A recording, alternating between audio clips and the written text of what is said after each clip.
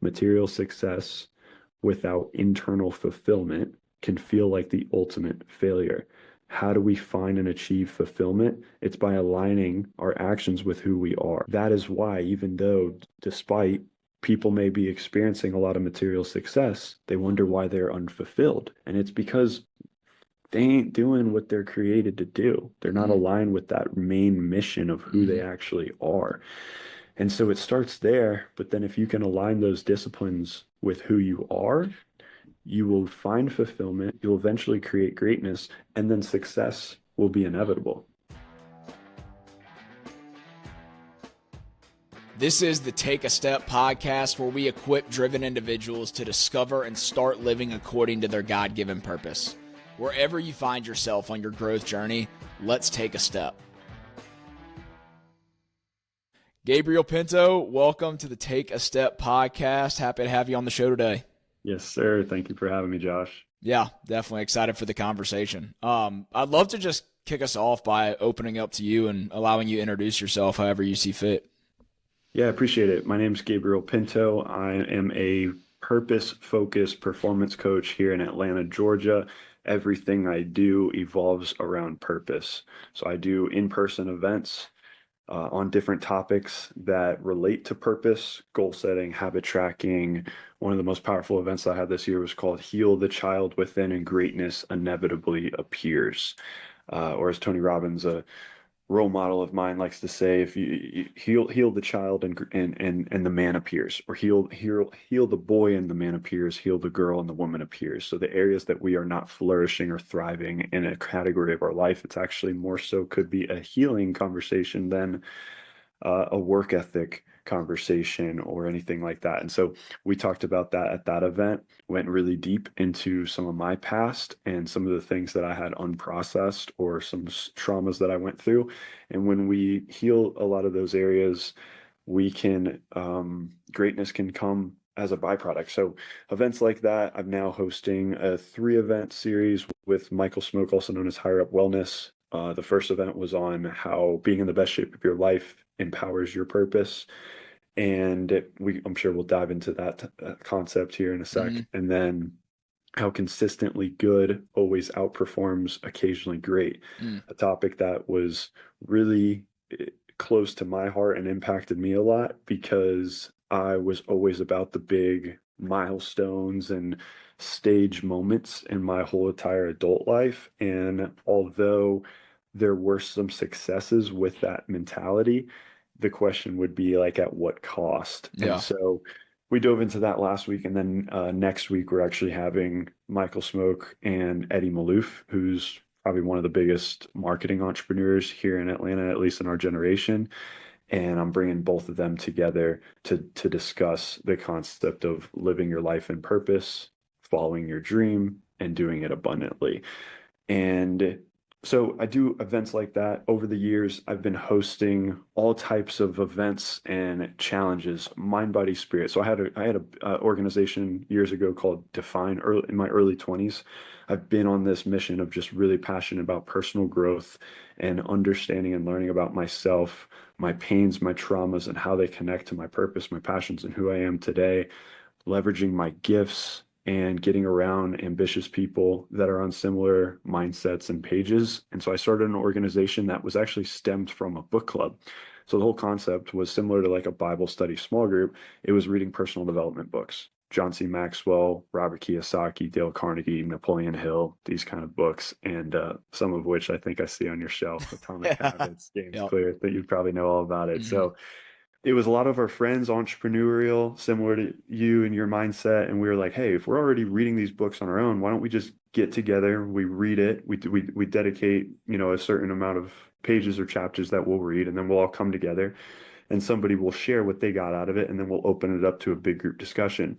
Jim Rohn, who was another early inspiration for me, the mentor of Tony Robbins, he says, if you read a book once, you've read it once. But if you read a book once and give it to 9 different friends and hear their interpretations, it's like you've read it 10 times because Mm, you're getting a whole new perspective and viewpoint from how they interpreted it. So I was like, yeah, I'll just apply that concept. And it started with like 5 or 6 of us at a Starbucks, and then it moved to an apartment living room.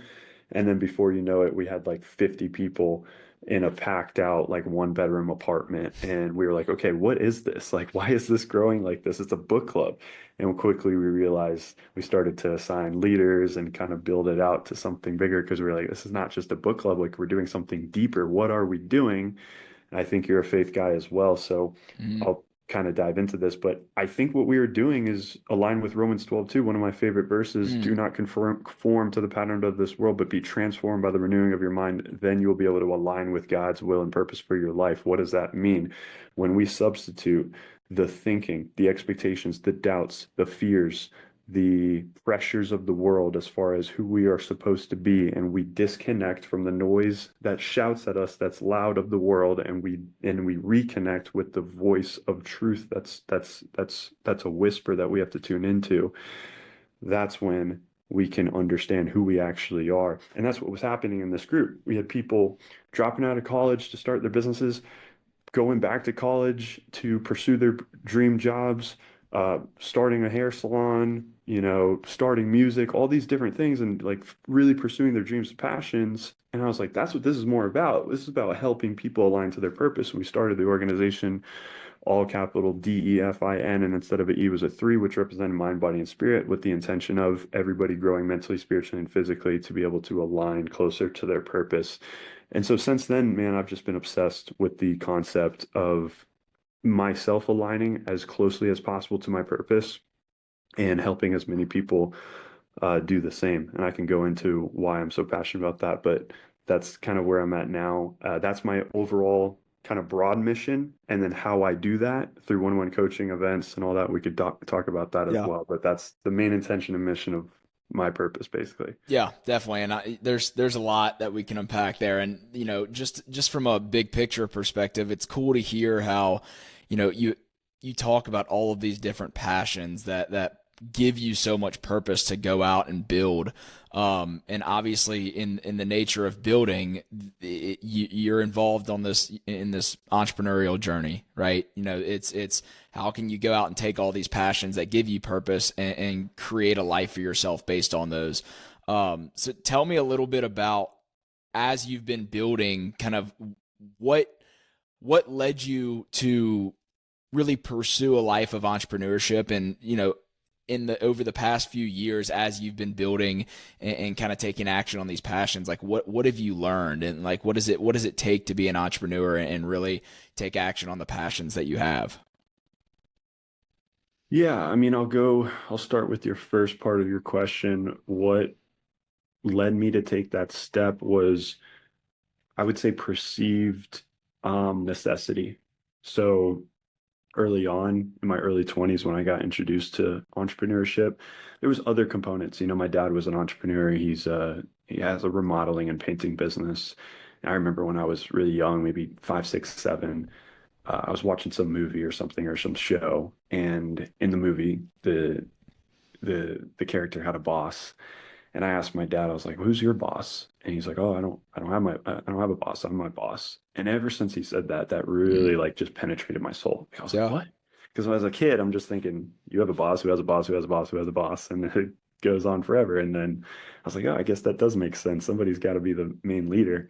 And I think that could speak to our natural proclivities, right? As far Mm, as our leadership qualities or our different gifts that we have. And that's one of my gifts, is the gift of influence and the gift of leadership. Not because I necessarily wanted it, it's just what was given to me. And I think one of the reasons why is because people don't care how much you know till they know how much you care. I'm not the smartest. I'm not the most brilliant or a genius or anything. I just out care people more than others that know more than me. And that's why they trust me to be able to lead them, because they know I actually care. And so that was just something that was always granted to me. Even when I was young, I remember in middle school or high school, if there was a kid that was getting bullied, I would leverage kind of the respect or popularity or whatever in like socially when I was young, and I would leverage that for good, as far as I would be the first to go up to them and be like, "Hey, come sit with us," or try to hmm include them. And I just always had that desire in me. I never wanted people to feel left out or feel discouraged or things like that. And because I had that care, I noticed people were more drawn to me. Not because, again, they trusted that I knew the most, but because they trusted that I really cared, because I did. And so I think that's a contributor of the entrepreneurship uh, kind of desire in me. I don't think entrepreneurship is necessarily for everybody. Yeah. Gary Vaynerchuk has a really good take on this as far as the number 17 in at Facebook made way more Hmm. than 99% of entrepreneurs that are trying to be number one. And I talk a lot about like psychoanalyzing ourselves and auditing ourselves for where our desires are really coming from. Is the desire to be an entrepreneur because you want to be seen, you want to be validated, you have a lust and an envy for worldly riches? It's something that we could definitely dive into because I struggled with that for sure. Yeah. So there's a lot of different contributors to it, but I think the main one at the time was perceived necessity. What do I mean by that? Well, a couple things, if we could get really honest, Let's is dive in. I got arrested when I was in college, and so I had no idea how I was going to pay for my probation fees and my court fees and things like that.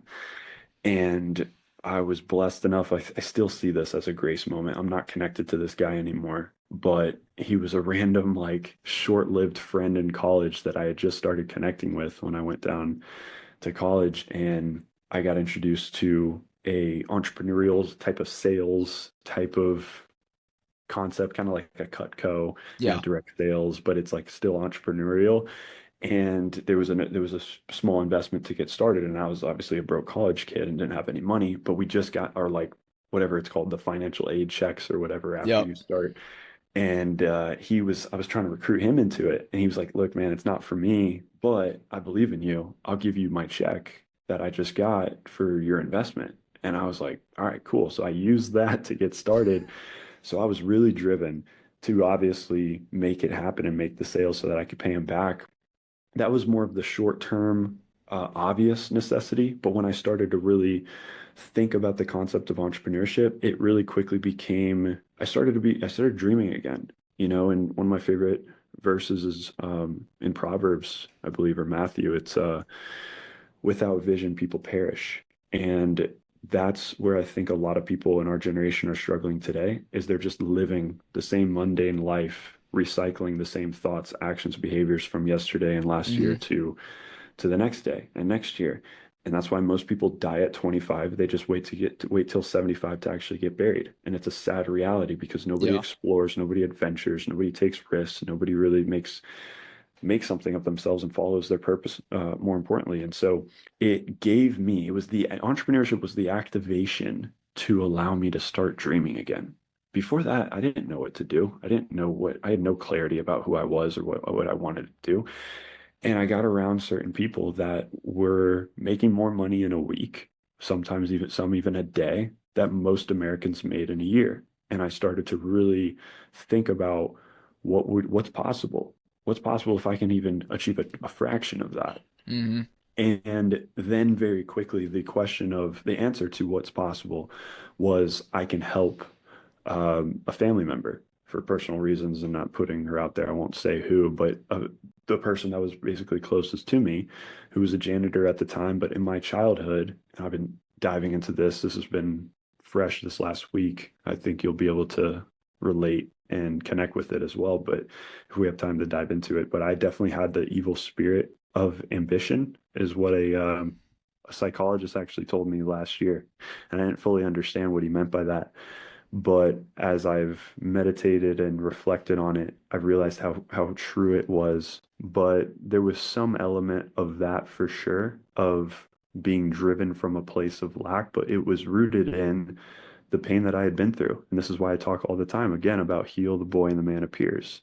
If somebody's struggling with fitness or weight or finances, it's not necessarily a hard work question. It's a healing question. Hmm. Where in their life do they need to heal an emotional wound or a spiritual or mental wound or physical wound that is causing them to be inhibited in that area? And for me, my ambition was strongly driven because my childhood, I money was like the big problem, man. It was you know, not being able to pay bills. My parents got divorced. I was the kind of troubled poor kid in a lot of ways when it came to sports, and I was a good athlete, so people wanted me around, but I never had money for gas, so parents had to come pick me up, and like there's burdens, and I hated that, especially when I grew older and I realized there was a possibility to be out of that.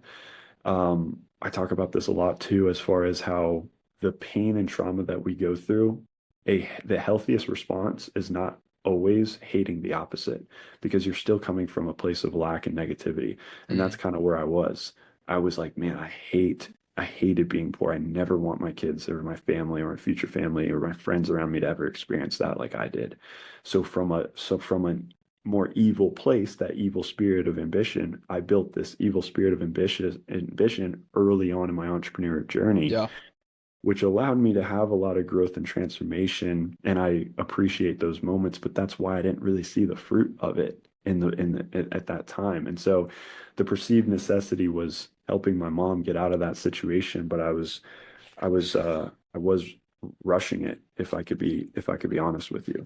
Yeah. So do you think most people who are ambitious and have that trait of hard work, do you think they do it out of a place of past trauma?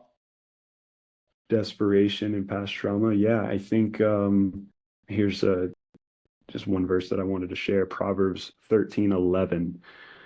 Wealth from get rich quick schemes quickly disappears. Wealth from hard work grows over time. Or another translation is money, wealth earned hastily. I'm trying to look for that, but yeah, basically, if you rush money, it's the concept of fast cash equals Yeah. fast crash, and that's the concept of the event that we did last week. Consistently good, always outbeating, outperforming, occasionally great. Mm. Because I was always looking and open for the quick schemes. Cryptocurrency, Bitcoin, and let me jump into this new gig and try to make as much money as possible. That was rooted in pain. That was rooted in trauma, Yeah. and it's like, to that point, whoever gathers money little by little makes it grow. This is why I'm a huge believer of Dave Ramsey. And this Yeah. is why the evil spirit of ambition, man, hated the idea of Dave Ramsey when Yeah. I was early on. This is good, dude, because people need to hear this. Dave Ramsey is a freaking financial prophet of our Oh, he's a generation. They stud. He is they a don't they stud. don't understand it. They downplay it, but it's like, dude, he's just preaching biblical financial principles. Hmm. And that's why a lot of times their flesh does not connect with it and like Hmm. it, because their flesh is being threatened Yeah. by what he's saying. And what I've noticed over the years just by looking at Dave Ramsey is the haters of the Dave Ramsey way, they don't hate on him because they say his tactics and his strategy doesn't work. They hate on him because they think that they look at it as the strategy to do the to have the kind of steer away from the short term gratification and play the long game. The people who hate on them are wanting to find the hacks, are wanting to find the ways to get rich quick. But Dave Ramsey, in biblical principles, is saying no. The long term game is what's going to yield the reward. Because you're eliminating the risk that comes from trying to take these get rich quick hacks, and then also you will see and have a greater appreciation for the success down the road because you went through the grind and and go and you learn how to face adversity of having to say no, of having to be consistently good for years and years and years to get to that destination. Well, let's break down a few verses real quick. Proverbs 22:7, the rich rule over the poor, and the borrower is a slave to the lender. I Yep. mean, what are we talking about? Do we want to be a slave? And people don't look at it like that when they're swiping their credit cards. The one argument that I understand is the mortgage debt that Dave Ramsey, some people say that that's a little extreme, and not having credit cards at all because of the benefits. I get it. If you're more disciplined financially, then that's a different conversation. And then also, even the debt snowball Yeah. versus the avalanche versus snowball. Hmm. Snowball is paying off your lowest debts first, and then avalanche is the highest interest first. So some of those nuances, I Yeah. understand the debate. However, at the end of the day, the Bible says you are a slave if you are a borrower. And then in Psalms 37:21, it says the wicked borrow and do not repay, but the righteous give generously. And then to your point about going through the trials, James 1, 2 to 4 says, consider it pure joy, my brothers and sisters, Mm, whenever you face trials of many kinds, because you know that the testing of your faith produces perseverance. Let perseverance finish its work so that you may be mature and complete, not lacking anything. It's like, yeah, he wants us to go through and, like I referenced in Proverbs, to save money little by little and allow the wealth to grow over time because of the perseverance that it'll develop in us. And anytime when I was operating out of that evil spirit of ambitious man and wanting the get rich quick schemes, it was largely influenced and driven by lust and envy and wanting the riches of the world to yep. feed my ego versus to actually help others. Generating wealth is an amazing thing because it's primarily an indicator if you're doing it in obedience to God and alignment to what he wants us to do. But it's primarily an indicator of the amount of people that we are helping. The more problems that we solve in the marketplace, the more money that we generate. So earning money is typically a really great thing. But if it is driven by the lust of worldly riches, which it was Hmm. for me at a lot of times, because that was the unconscious supplement response to the pain that I had gone through in my childhood. I didn't know this. I wasn't conscious of it. But after a bunch of trials and tribulations and realizing and begging God and asking God, why am I not winning? Why are things not working? He eventually made that clear and revealed those revelations to me. Yeah. Yeah, and one verse, we'll give a vault of verses at the beginning of this podcast, but one that comes to mind for me, talking about, withstanding those trials and tribulations, and going back to what we were talking about with the Ramsey method of, playing the long game. One of my favorite verses, Hebrews 12:11, talks about discipline. It says, for the moment, discipline seems painful rather than pleasant, but later it yields the peaceful fruit of righteousness to those who have been trained by it. And I think, that goes so against the grain of, what you see in the world of content and the world of influencers today when it comes to, trying to find the latest and greatest hack to make all your dreams come true in the shortest amount of time. Typically when you see that, it's a good thing to run. Well, that's a great point. Love that verse. I'm going to note that after. But that's a great transition into the event that Smoke and I hosted last week, Yeah, consistently. tell me about that, because I saw a lot about that on social. So it's that concept, but it's the hack to consistency. Here it is. The hack to consistency is knowing who you are. The hack to consistency is knowing your purpose. Because once you know who you are, you don't do the action because you should get the result. You do the action because it's oxygen to your soul. Because Hmm. purpose, operating out of purpose is oxygen to your soul. It's the life force of your soul.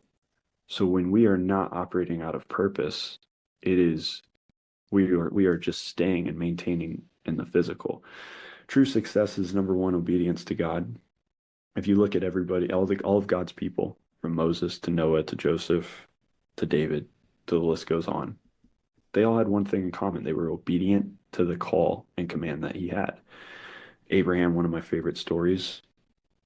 And I mean, the context, we can go into it all, the whole podcast, but the context of Abraham's story is possibly more powerful than the actual act of him being willing to sacrifice his son Isaac.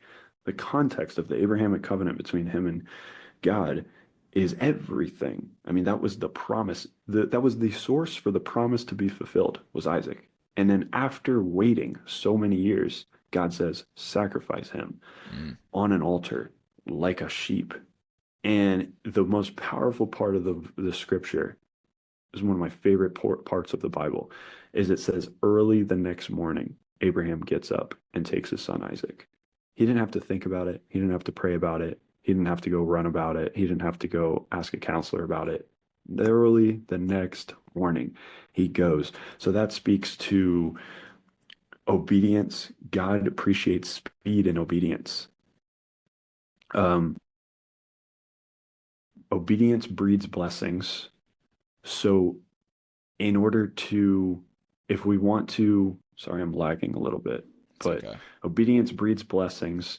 So if we want to delay the blessing, just delay the obedience. Hmm. But if we want the blessing, just go for the obedience. Just go straight for it. And that was represented by Abraham. And so obedience to God, number one.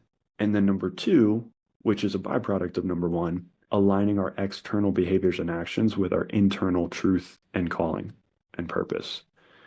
The further the gap is between what we are doing on earth in our life, externally, in actions and behaviors, with our internal calling and truth, that is where we can find all the issues that's happening in our life.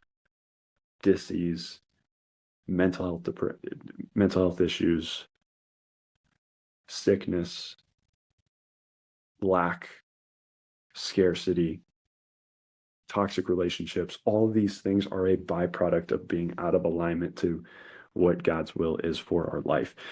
I'll reference one more. Proverbs, I think 13:12, one of my favorite. Hope deferred makes the heart sick. What is that? That is my definition. I don't care what medical professionals will call it. That's my definition of depression.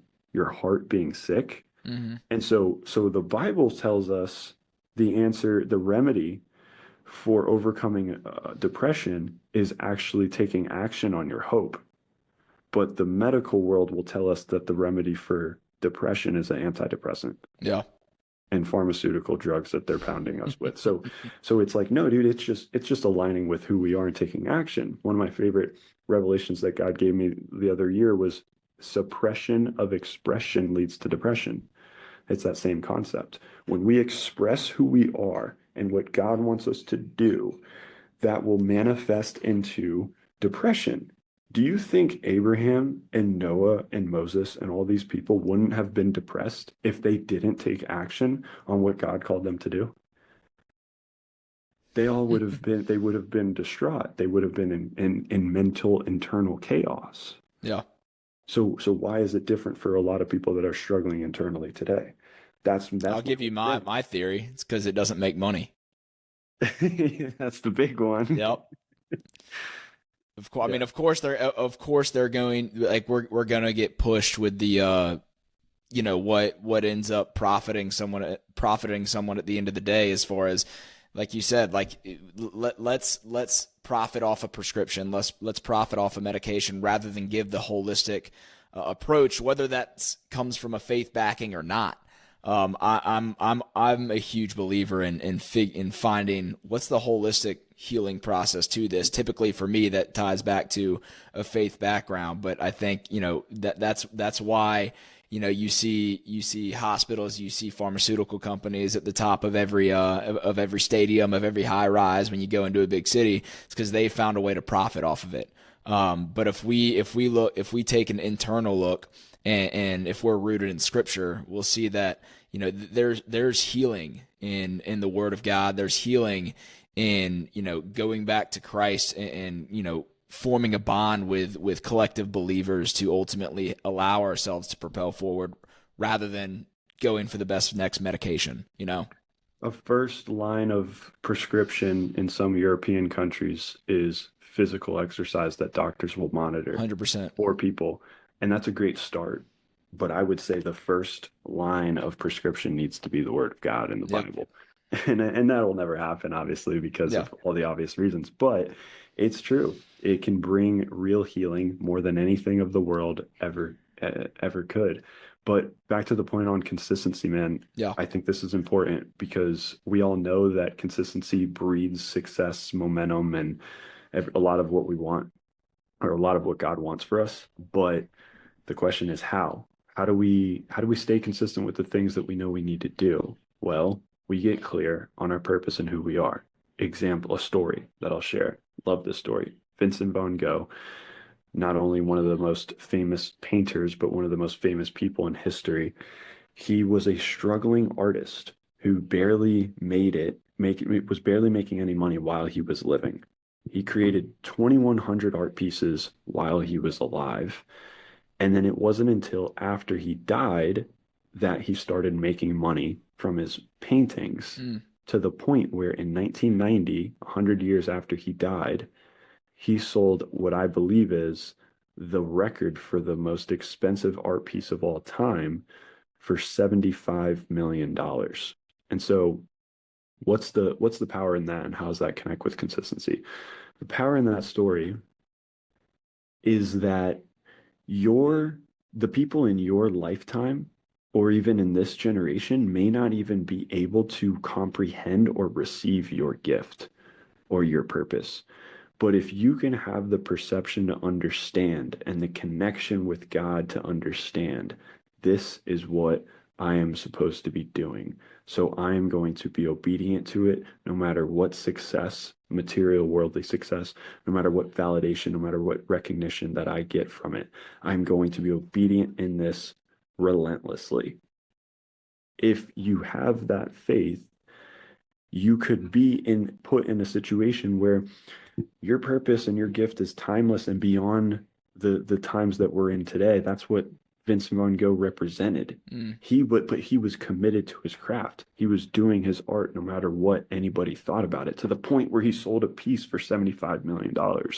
And if we could detach from the validation and recognition Yeah. and perceived success that we get from doing what we're doing, that is how we can be freaking absolute winners in Hmm. whatever it is that we're doing, because then we take all that out, and then the question becomes, what would you do if you knew you couldn't fail? Or what would you do if money wasn't a problem? Like if you just had to do, you wouldn't do, you would maybe go sit on retire on an island for a couple days or weeks maybe, but then you get bored. So you'd want to do something. So what would you do? And it's like, do that thing relentlessly and consistently for a long duration of time. And even if it's not perceived or recognized in this lifetime, it could be in a later lifetime, but more importantly, it will be in the afterlife, which is what all that matters. Of And course. so, yeah, I think that's So sorry. I made a post the other day. I'm reading through Elon Musk's biography right now, and there was something that ties so perfectly to this that I read a couple weeks ago. But it was one of the co-founders in Tesla that was talking about what made Elon, so instrumental to the success of the company when they were first building. And he said one of the things that made Elon so amazing at the beginning of the company was that he was more focused on the mission of Tesla rather than the potential for the business. And that mission, his mission was to electrify cars. That was his mission, and you can plug and play whatever your mission is for what you're pursuing. And if that is your focus, rather than all right, how can I, plug my mission into making me more successful, that's a recipe for disaster, right? But if our focus, like you're saying, is tied to the greater mission of what we're trying to accomplish in the world rather than for us as an individual, that's where we see a difference and an impact being made. 100%. And I use Michael Smoke as an example for this a lot. And because he's the epitome of it. I mean, and he talks about it. He's approaching 1 million on TikTok and Yeah. growing quickly on Instagram and all these things. But take that away from him, he's still locked into his mission Mm-hmm. and doing the necessary things that he needs to do, but most importantly, make him feel good, that's aligned with his purpose. Yeah. And that's gold. If you can get to a place where the actions and behaviors that you are taking daily and the disciplines that you're taking daily can align with who you are, not the result you're looking for, but you're just doing it because of how it makes you feel fulfilled. Keyword, material success without internal fulfillment can feel like the ultimate failure. How do we find and achieve fulfillment? It's by aligning our actions with who we are. And so that is why, even though, despite people may be experiencing a lot of material success, they wonder why they're unfulfilled. They wonder why they're unhappy deep down. And it's because they ain't doing what they're created to do. They're not Mm-hmm. aligned with that main mission of who Mm-hmm. they actually are. And so it starts there. But then if you can align those disciplines with who you are, you will find fulfillment. You will generate great, you'll eventually create greatness, and then success will be inevitable. Yeah. And I think, uh, obviously the idea of purpose is so big for you and everything you do, and I think so many people today see the conversation or see the topic of purpose as fluff. You know, they're like, why let me do something that's actually practical. Like, why do I need to focus on my purpose? Let's start to actually figure out what strategies I need to implement. But I love this. But here's the power of purpose. Let me paint a picture. So if I signed you up for a marathon tomorrow and you had to wake up, I drug you to the starting line and you had to run that marathon would be pretty challenging with no training, with just because I signed you up to do it.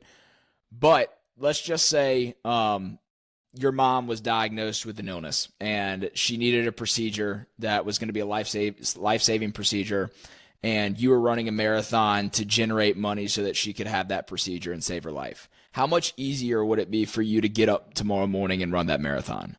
That's good. You know what I'm saying? Like there is a specific purpose that is so much bigger than you as to why you're actually running, rather than just running to run because someone else said that you were supposed to do it. And you can take that same concept for whatever business you're starting, whatever relationship you have, the faith you're pursuing, your physical health, like all of these things. It has to start with purpose, because if you have no purpose, you can't create a vision. If you don't have a vision, you don't know where the finish line is, or where you don't have. There's nothing that sets the direction for where you're going. So it all starts with purpose, so you can have vision, so you can have clarity, so you can build a plan. And it's this butterfly and trickle effect that all stems from the purpose, right? Yeah, so discipline can be inspired by education or exposure or something that we are inspired by, and then we get pushed into discipline. Discipline, though, is not always something that we enjoy while we're doing it. We need to take action in order to become disciplined. You don't become disciplined and then take action. Mm-hmm. And after being disciplined comes desire. Then you start to build that passion and that desire for it. And then it becomes a devotion. It becomes a part of your identity. Yeah. And it becomes a true internal inspiration and discipline versus always seeking external motivation that's fleeting.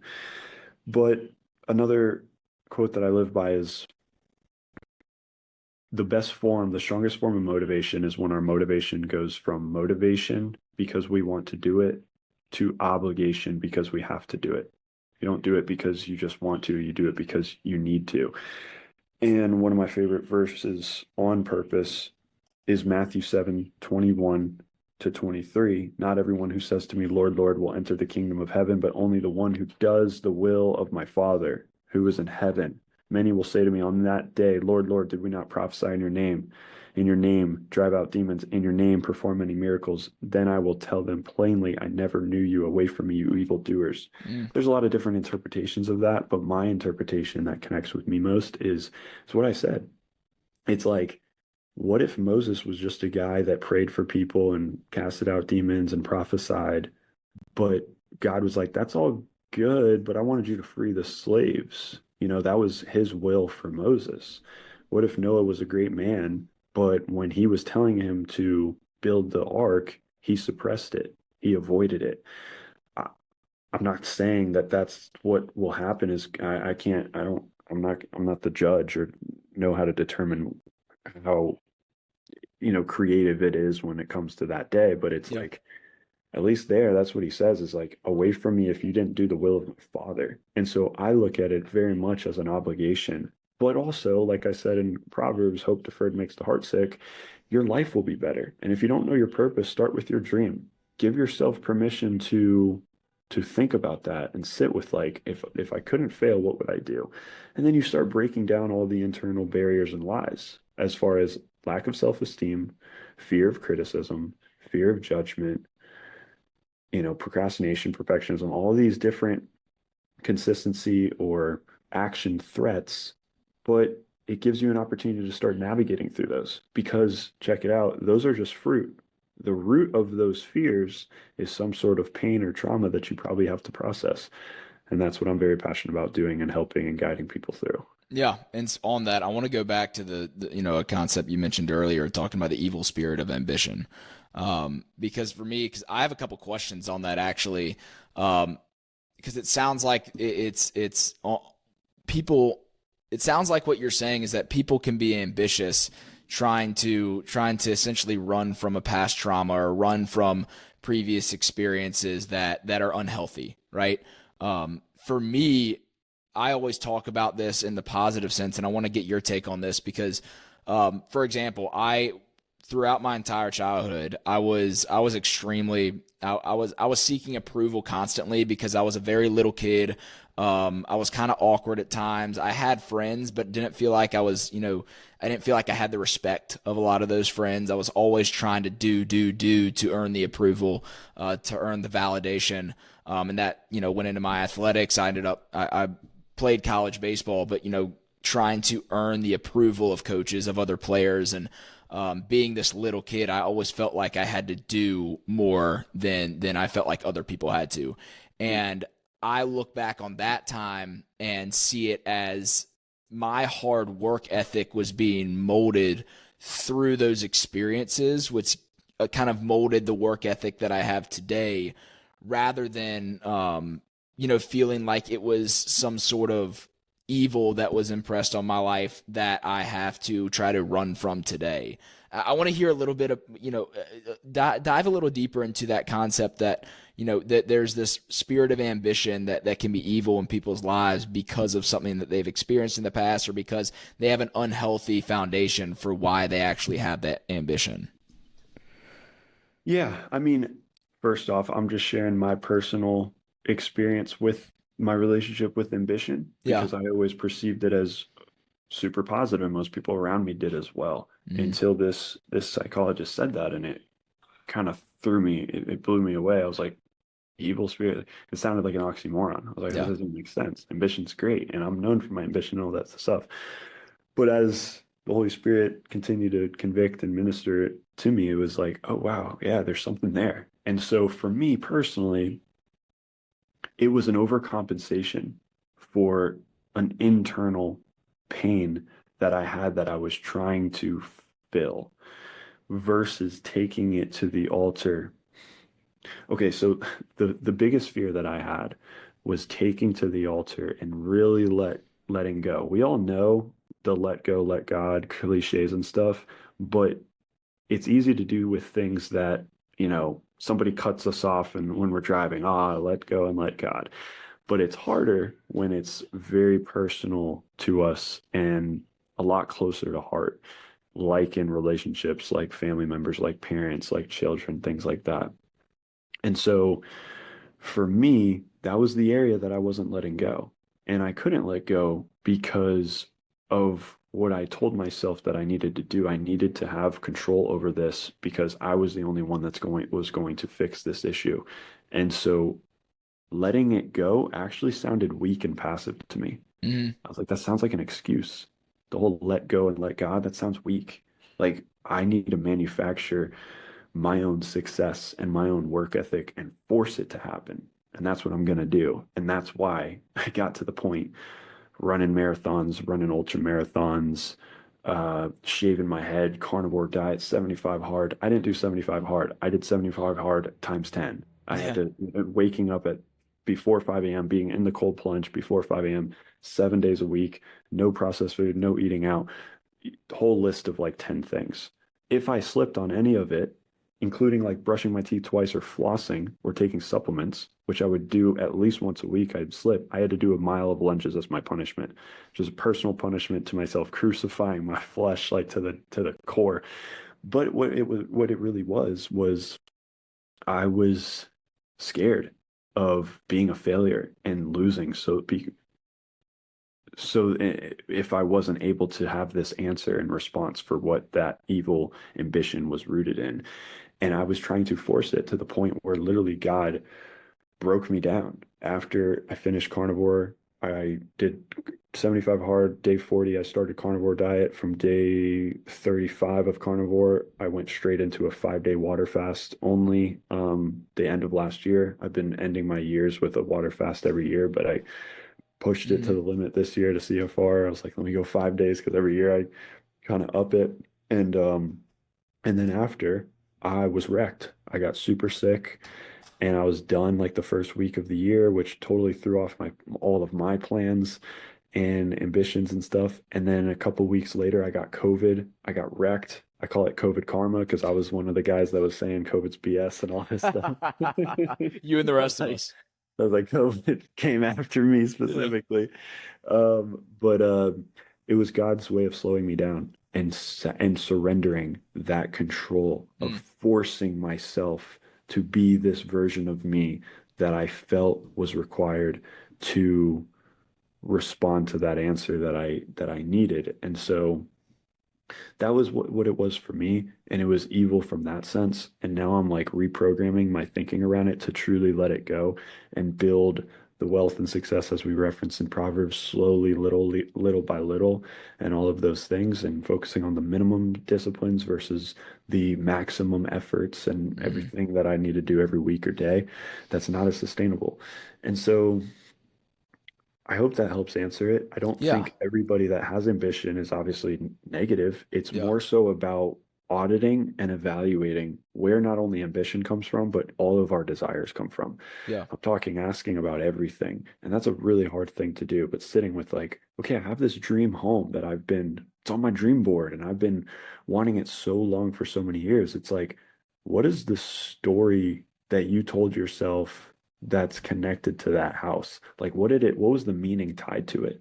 What is the meaning associated with that achievement? What is the meaning associated with you getting that, getting accepted to your dream college? What is the meaning associated with getting your dream job? What is the meaning associated with hitting that financial milestone?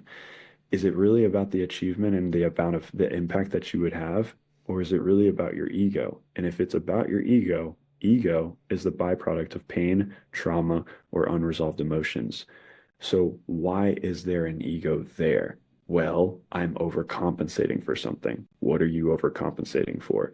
I didn't feel validation. I didn't feel seen. I didn't feel validated, whatever it is, and then going deep into the root of where that feeling started is where everything can be transformed Mm, to really process through and then release those emotions of, man, that was hard. And man, I have been unconsciously driven from this place of pain my whole life, but that doesn't need to be me anymore. And it's actually holding me back. That's the key.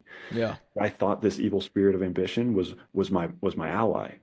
Come to find out, I wasn't seeing the fruit there because I was a branch on my own. Not to go too, have a whole Bible study here, but I wanted to share this scripture if that's I love okay. it. It's John 15, one of my favorite pieces. John 15:1. I am the true vine, and my Father is the gardener. He cuts off every branch in me that bears no fruit, while every branch that does bear fruit, he prunes so that it will be even more fruitful. You are already clean because of the word I have spoken to you. Remain in me, as I also will remain in you. No branch can bear fruit by itself. It must remain in the vine. Neither can you bear fruit unless you remain in me. That was me. I was a branch on my own, trying to hold on to this ambition of, I'm going to do this marathons and I'm going to force myself to do this and I'm going to force everything to happen. Meanwhile, I'm a branch that's by itself. And I wasn't in God. I wasn't in the true vine of allowing Him to supply everything in my life as far as the success that needed to come in His time, not mine, that I was trying to control. And so if you can have that realization of this characteristic maybe that could be negative that you think is an ally of yours, and how do you know if it's not? Dude, look at the fruit. As it Hmm. says here, if it's not bearing fruit, it's a bad branch that needs to be cut off. So even Hmm. if it's perceived by the world to be good, you may have to really have a hard look in the mirror and conversation with yourself as far as where that good characteristic is really rooted from. Is Yeah. it a rotten root like it was for me? That's a good catch. It's like if characteristics aren't coming from true love and they're coming from pain, it's not going to bear the right fruit. It's like in a garden where you have one tree. Both of the branches are ambition, right? But one tree is from a place of love, peace, calmness, wanting to just help people. The other place of ambition is rushed. It needs to be now. It's frantic. It's fear-based. It's like a rotten roots and rotten soil Mm. that it may look like it's good, but it's not bearing any fruit because of where the base of it is in. Yeah, I was going to that. I was gonna ask where you where's the balance there, and I think that's a kind of a good picture of like seeing that where like looking at what's the root of the ambition. Like ambition isn't necessarily it's not ambition as this big picture is all things bad, but it's ambition the way the world perceives it is typically rooted in be ambitious so that you can get the money, the house, the cars, the vacations, all these things and it's very superficial because you don't hear the why behind, you just see the material. And because for me, I'm very similar to, how you describe. I've always prided myself on being, a highly motivated, ambitious person on, wanting to, as, one of the books that changed my life was Extreme Ownership by Jocko and Leif Babin. But, that concept of like whatever, circumstances I find myself in today, it's a result of the successes or lack thereof that I have created, and in order for me to move forward I have to take ownership of that and then take action. And that's like been my ambition that fuels me, and I've always prided myself on that, like you. But there's a lot that I'm sitting here thinking about, and doing a little bit of self-analysis on what is the root of that ambition. What is, and obviously so many people today, that getting back to our concept earlier of like what is the purpose first. And so for you, like when you're looking at someone who's ambitious, who has big goals, who's prides themselves on their work ethic, how do you uncover where that, or is that ambition rooted in the rotten roots, or is it centered in a healthy purpose with roots that are filled with love? Well, one sign is if I can help guide them to be really honest, because of course, initially on the surface, they'll always say it's for others. But if we can really do an audit and evaluate if that ambition, if the fruit of that ambition is serving them and their ego versus others, Mm. that's a clear first sign. And then, like I said, the other characteristics of evil ambition. Is it from a frantic place? Is it now, need it now? Is it I'm responding to some pain. I'm responding to some need that I have. Uh, it's chaotic. It's not Mm-hmm. peaceful. It's not like a dove that's just like calm and aligned with God and allowing things to just flow because it's what they want to do. It's what they love to do. It's what they're called to do, and it's based on who they are. Yeah.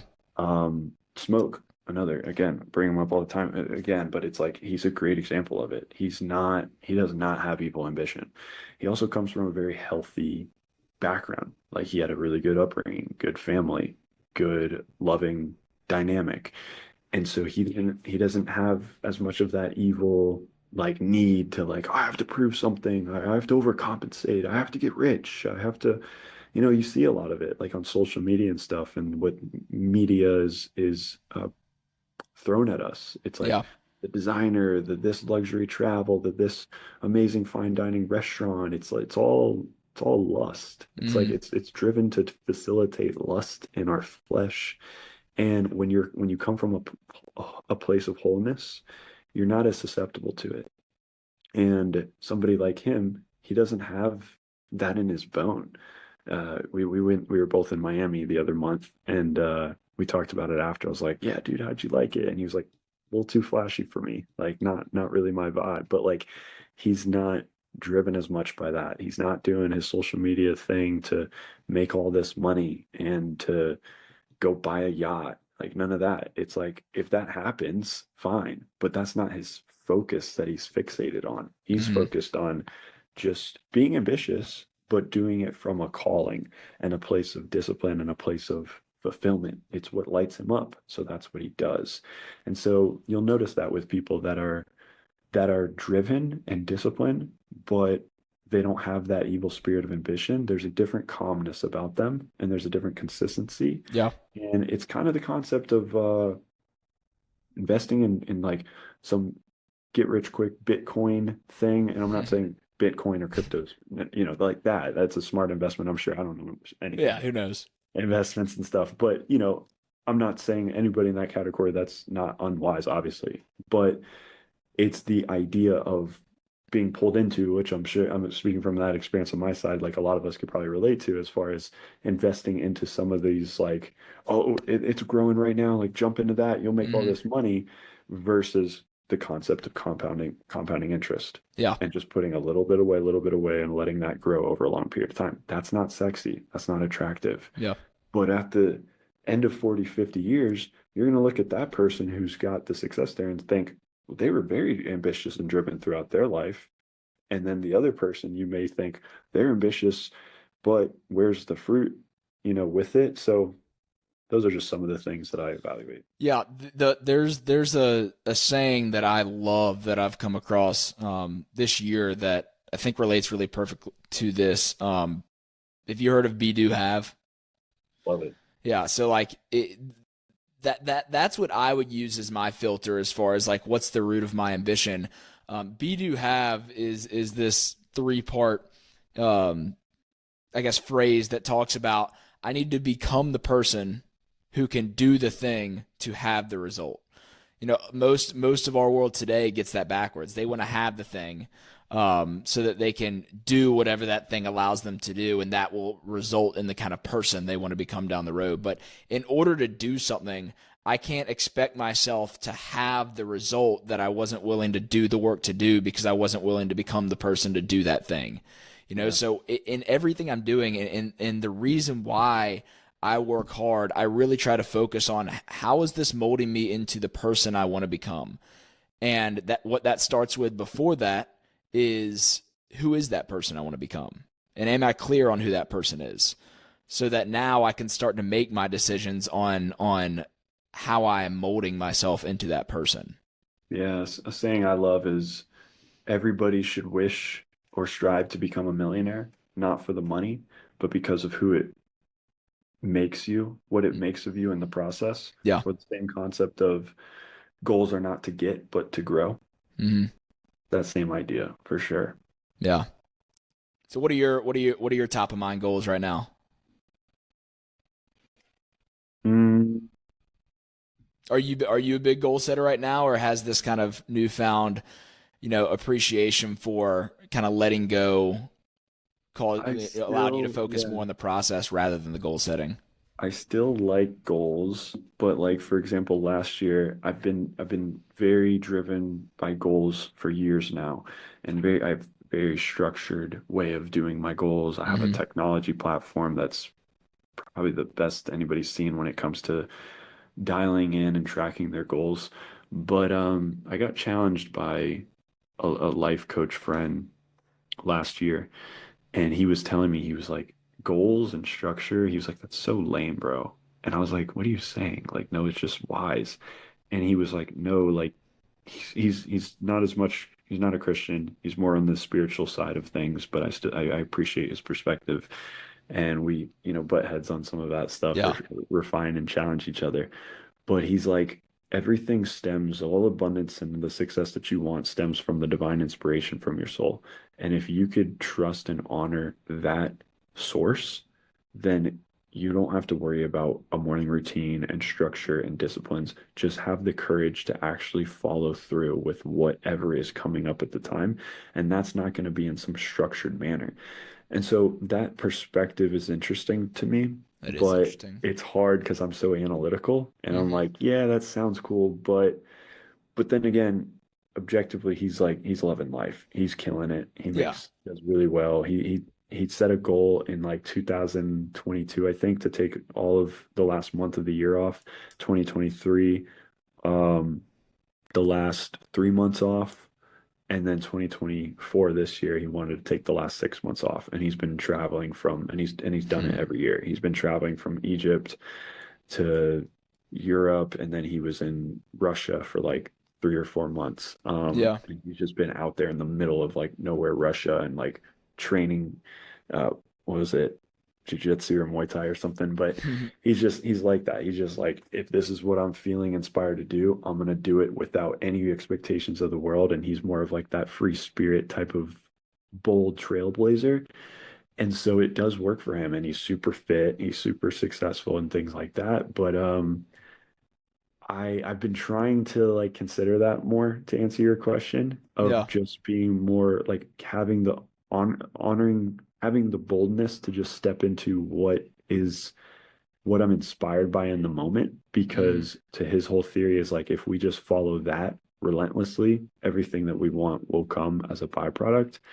But no, I mean I of course still have goals. I think what I'm trying to do is like the balance for me probably in 2025 is definitely set goals in the framework that I have been doing for years, but literally look at them more as like intentions, because sometimes I did get too caught up in what the goal was to the point where it would become kind of distracting. And as James Clear talks about, um, we don't rise to the level of our goals, we fall to the Follow the level level of of our our systems. systems. Yep. It's that similar concept too, where I would rise too much to the goal. And I would even get that dopamine rush by telling other people, this is my grandiose Yep. goal. And people, oh, that's a great, dude. Ego. And then I got the dopamine hit. So why do I have to do the work as much? And so I'm really shifting from getting away from that and more so just relentlessly focusing on the system and the process that creates the goal. But just some minor goals right now. I really want to get 100 people at the next event. Um, Also didn't know that you were around, so if you're in Atlanta Yeah. next Thursday, I would love to have you there. Um, the retreat that I'm hosting with Smoke, we have 16 slots and we have 13 guys already committed, which is amazing because we had Hmm. a couple more weeks than today to fill it, to anticipated to fill it. So it looks like we'll be ahead of schedule there. And just continue to grow on social media, take it more seriously, put some of this content out more, some of these conversations out more consistently, build that brand, and get more intentional with structure on how I want to run different offers, group coaching, scaling my coaching, and everything like that. And fulfill the overall mission of what I talked about, helping as many people as possible align to God's purpose for their life and help overcome any internal barriers that's preventing them from finding the clarity or taking action on that purpose. Yeah. Well, man, this has been awesome, and I think it's definitely a unique new perspective, that is different than a lot of what we typically talk about, because it like you said, it's very easy to talk about the ambition, the hard work, the how am I going to take ownership and take action, which I I would say is not. I mean, we're not demonizing those things, but it's let's dive a little deeper as to what's the root, what's causing you to have those ambitions and to have that work ethic. So I love kind of the deep dive into that, and I think there's a lot of healthy self analysis to follow from what we've heard today. So I appreciate the new perspective. But one final question that I love asking every podcast is like, the mission of what I'm doing with Take a Step is helping people to discover and take action on what their God-given purpose is. Mm. So in your opinion, why do you think it's so hard for people to step into a life that's in line with their true purpose and their passions? Yeah, there's a whole list right there, all the fears, the consistency or action threats that I referred to earlier. A big one is, fear of judgment, fear of criticism. I have a theory that pretty much all fear is actually stems down to fear of criticism, because when we were young and we were just playing on the playground by ourselves, 5, 6 years old, and we fall, we bump our knee, we get up and laugh about it and we move on. But then there was a time where we fall and we laugh and we get up, and then there's three other people pointing and laughing at us, and we're like, what's that? What is that feeling?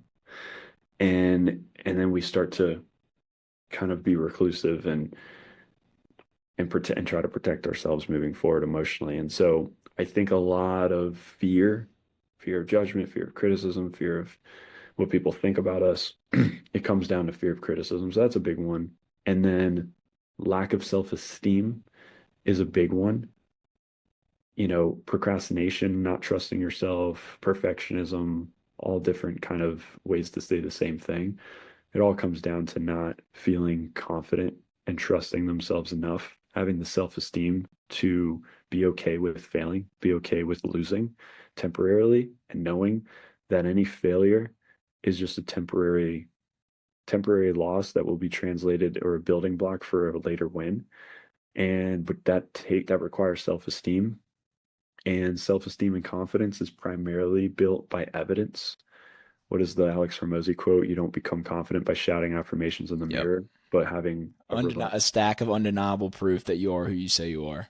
boom, there you go. Love Love it. it. And it's the idea that you don't just become confident, you get evidence. Get evidence, stack evidence so that you have undeniable evidence to why you are confident, why you are who you say you are. And that builds self-esteem. But I would say ultimately, so there's a lot of different answers. Ultimately, the number one answer is lack of connection and intimacy with God. Mm-hmm. And in that space of a connection with God, to disclose what their purpose is or reveal what their purpose is, the inevitable process with that is by letting go of things of the world, like we talked about, the evil spirit of ambition, the sexual immorality, Mm-hmm. the other addictions or attachments or idols that people have in the world. And people don't want to let go of those things, or at least their flesh doesn't. Their spirit does, but their flesh doesn't. And they're intimidated by the prospect of that. But not knowing that the most fulfilling, rewarding, loving feeling is on the other side of letting those things go and truly connecting with God, where revelation can be poured out onto you, and you can know what your purpose is and then take action on it to find total, real happiness, fulfillment, love, and bliss. Hmm. And that's awesome. Well, Gabriel, this has been a great time, and there's a lot that I've taken away from this conversation. I hope you've taken a lot away as well. But seriously, thanks for joining, and I know now that we know we're in the Atlanta area, let's get together for a run or a workout sometime. I'd love it. Absolutely, man. Anytime. Thank you so much Awesome. for having me, Josh. Yeah. Well, guys, thanks for tuning in to another episode of the Take a Step podcast. Please leave a rating, a review, whichever platform you're listening on. If you are watching on YouTube, like, comment, subscribe. No matter where you are in your growth journey, just take a step.